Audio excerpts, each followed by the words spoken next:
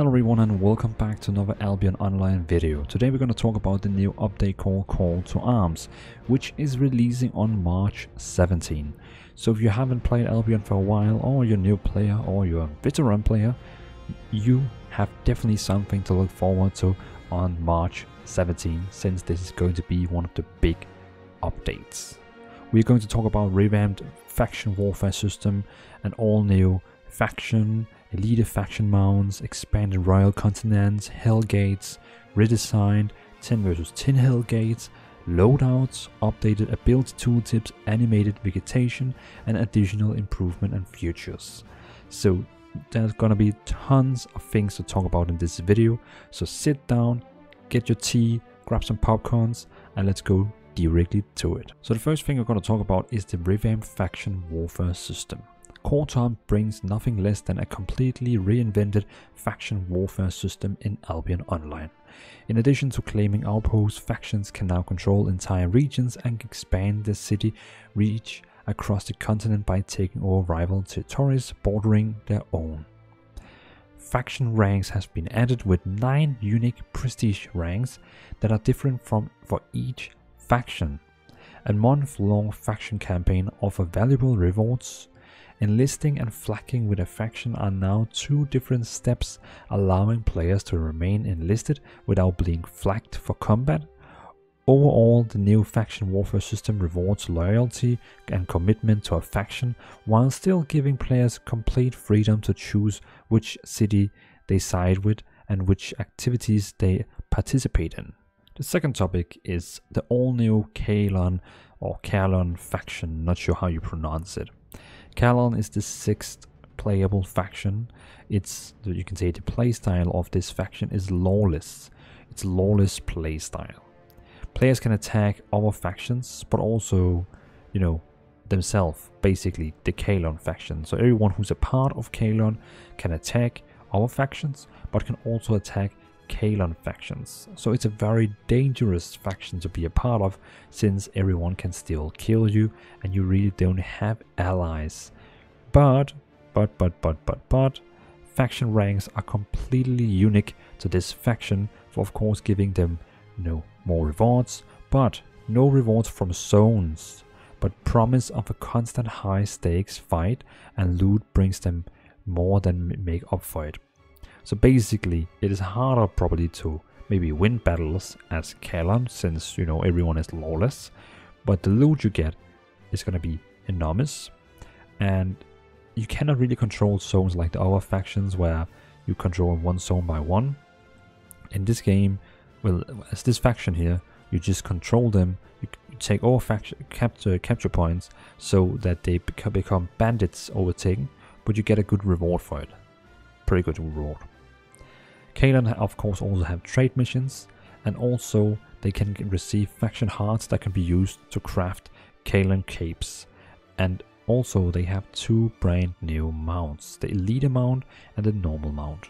The third topic is elite faction mounts. In the game we are getting 6 new elite faction mounts. Each elite mount has 2 unique abilities, including a specialized faction ability only usable when you're flagged for the faction.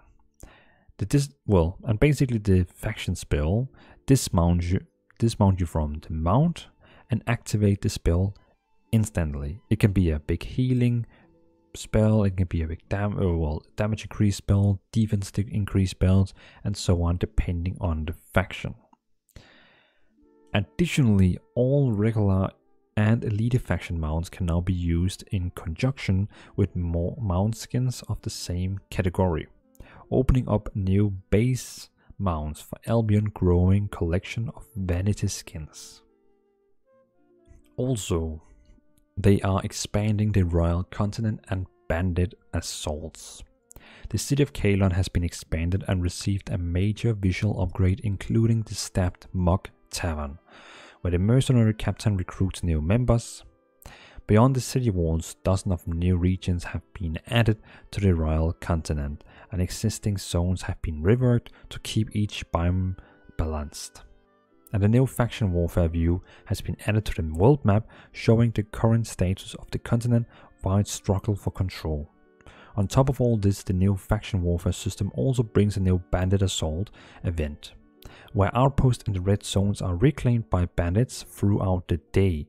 The faction that reclaims the most territory will score a massive payout, but beware, others may be lying in to wait to claim the spoils for themselves. So basically, you can capture as many zones you will for your you can say your faction, but in the end, the red zones will be resetted and all the bandits will get them back again, but it was only for the red zones. So it basically means the yellow-blue zones is still gonna stay in the, you can say, in the faction that is if you control something. The fifth topic is Hellgates. So here Hellgates has got a bit, you can say, big retouch. Because Hellgates before was very static, was very looking the same, but now, no. Rather than appearing in a static location, Hellgates are now spawned in the open world via Hellgate maps. 10 all-new layouts of a wide variety of environments, terrains and mobs to keep players on their toes. New enemies based on those in Corrupted Dungeon provide challenging and rewarding PvE, and once an enemy team invades. A new rising lava mechanic ensure a showdown every time. So basically, there's becoming more lava, and you know, it's like Battle Royale where it's like closing the map, and in the end, the team has to fight no matter what, and you cannot just kite all the way. So, rats, there's no place for you here. Defeating demons and other players increase your overall rewards via a new Hellgate infamy system. And after a hard-won victory, your party now has the option to chain Hellgates to keep the momentum going. Basically like Corrupted Dungeons, where when you're finished, you can either choose to leave, or you can basically queue up for another one already in there. The same Hellgates are getting. Also, we are getting 10 versus 10 Hellgates to provide a thrilling, high-stake, always available PvP for medium group size. 10 versus 10 Hellgates have been added as part of the overall Hellgate system rework. These Hellgates feature mob balanced for larger groups and their own infamy progression, but otherwise follow the same rules as other Hellgate sizes. Alongside the other major changes and improvement coming to Albion Hellgate, this new 10-person option brings new opportunities for thrilling dynamic mid-size PvP to new player and veteran alike. One of the things everyone have to keep in mind is normally when you do Hellgates, you have to go to this static point and fight to get the Hellgate. Now you can basically just go to auction house, buy a Hellgate map and open it with your friend, so you don't have to stay and wait for you to actually get in. One of the most cool features we're getting is called Loadouts. Loadouts allow players to save pre-made equipment sets based on various user-defined settings. These sets can include all equipment types, and once made can be equipped in one click from your personal storage. Loadouts can also be shared via chat and among guild members, encouraging recruitment of specific combat roles. But finally, an upcoming patch will allow players to quick buy loadouts from players' marketplaces. So basically that means not now, but soon on the next patch after this patch, they will come with a little patch that does so you can actually sell loadouts. That is pretty amazing. Imagine that you die, you go to auction house, you buy the loadout you already used. It's pretty cool. One of the, you can say, most requested things also is updated ability tooltips. So when you actually hover your mouse over your spell, sometimes it could be a bit confusing what the spell actually did.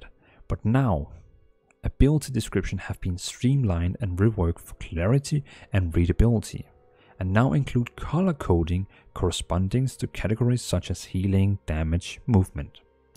These reworked descriptions allow for quick visual cues when choosing gear and inspecting opponents, and improve readability across a wide range of settings and devices.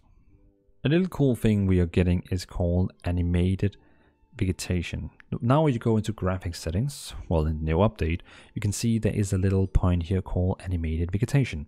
If you enable this one here, then it will actually animate the surroundings in the open world, making it more living. As the developer is saying, animated vegetation has been added as a visual option to bring Albion's natural world to life. Grass, bushes and trees throughout the world have been animated based on the condition of the specific biomes and can be easily activated or deactivated via the settings menu. So basically the game should be more living after enabling this, and not something big you're gonna like, wow, this game now looks 10 times better, but more like it's just passively more living. So that was all the 9, you can say, major bullet points for the video. Also, we are getting some additional improvement and features like adjustments to the smart cluster queue, Ramon drop updated and rebalanced, and numerous combat balance changes. Those things we don't know 100% yet. We are still awaiting for the patch notes to come out so we can actually cover them, but that's the small things. The big major things we have been through now in this video, and that's what makes Call to Arms the update Call to Arms. So thanks for watching, everyone. It was a pleasure making this video. I just wanted to kind of like update everyone on what is coming in the next Albion Online update on March 17, and the update again is called Call to Arms.